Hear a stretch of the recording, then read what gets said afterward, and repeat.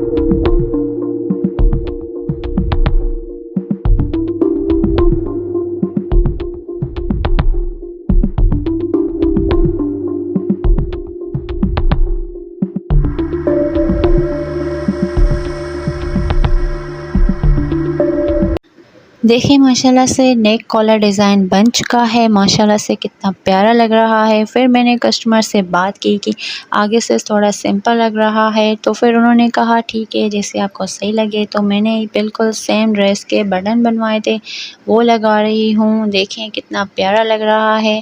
और मैंने इसके बाजू और नीचे दामन पे डार्क ग्रीन कलर की लेस लगाई थी कंट्रास्ट के साथ, वो भी इसके ऊपर बहुत ही ज़बरदस्त लग रही थी। तो अगर आप भी चाहते हैं ऐसे ही ड्रेस बनाना तो ज़रूर कमेंट करें, और अगर चैनल पे न्यू हैं तो लाइक करें, शेयर करें, सब्सक्राइब करें। अल्लाह हाफ़िज़।